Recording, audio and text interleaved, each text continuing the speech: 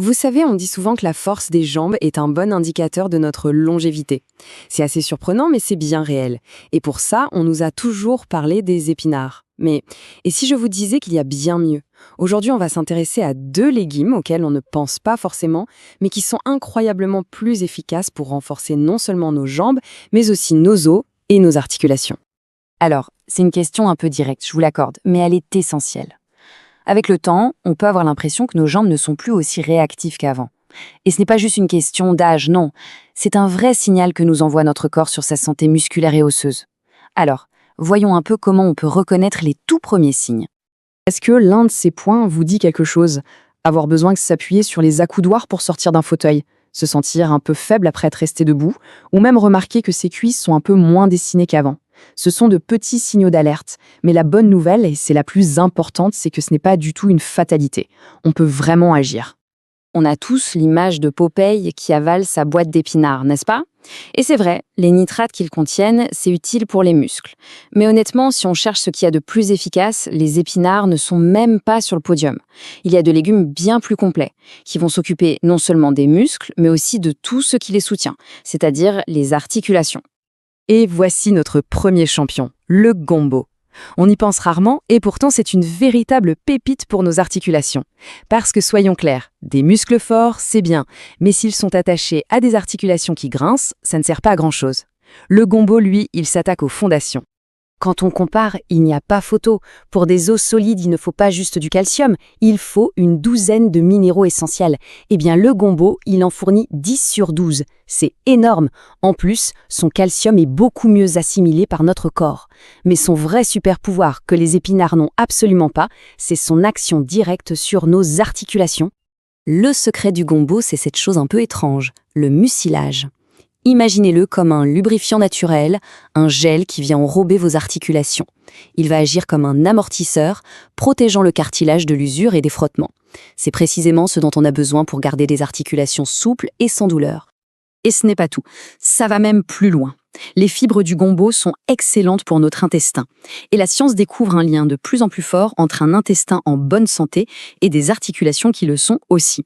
C'est ce qu'on appelle l'axe intestin-articulation.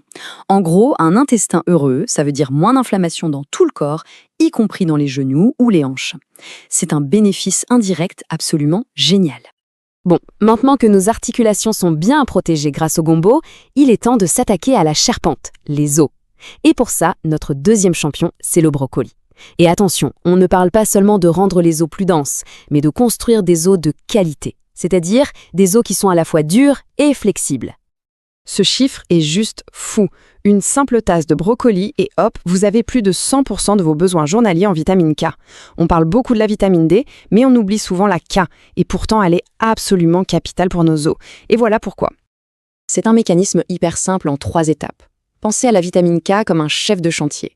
Elle active une protéine spéciale, l'ostéocalcine, qui va littéralement attraper le calcium que vous avez mangé et aller le cimenter là où il doit être, dans vos os. Sans assez de vitamine K, le calcium peut se balader et se déposer là où il ne faut pas, comme dans les artères. Mais le brocoli n'est pas un loup solitaire, il vient avec toute une équipe.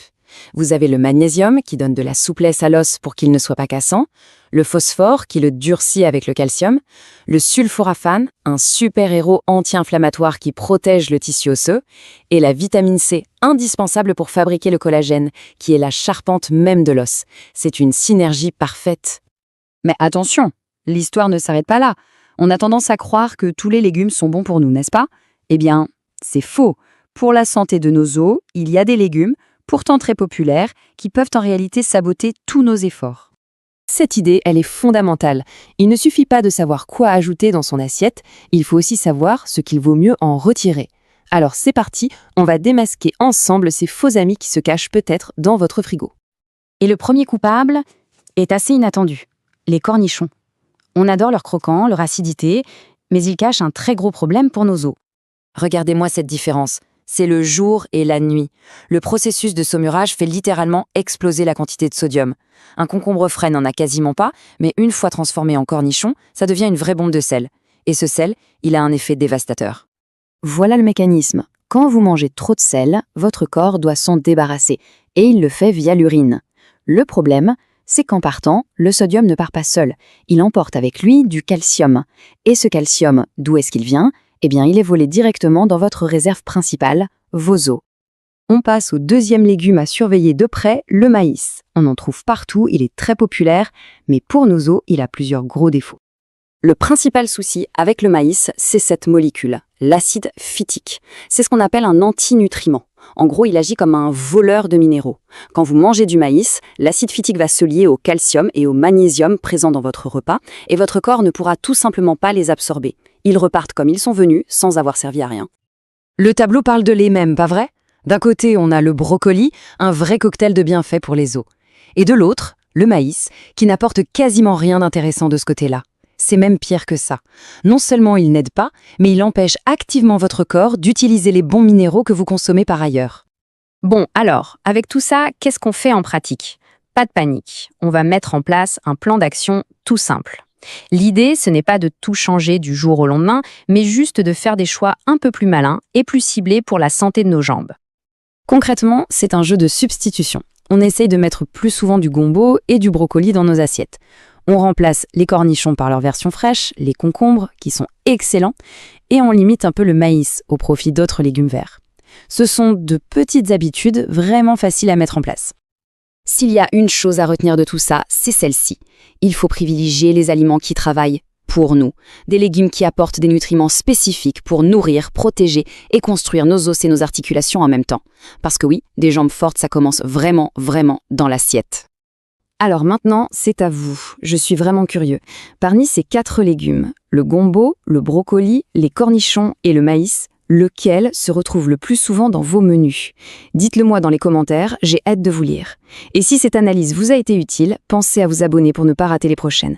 Merci beaucoup pour votre temps et surtout, prenez soin de vous.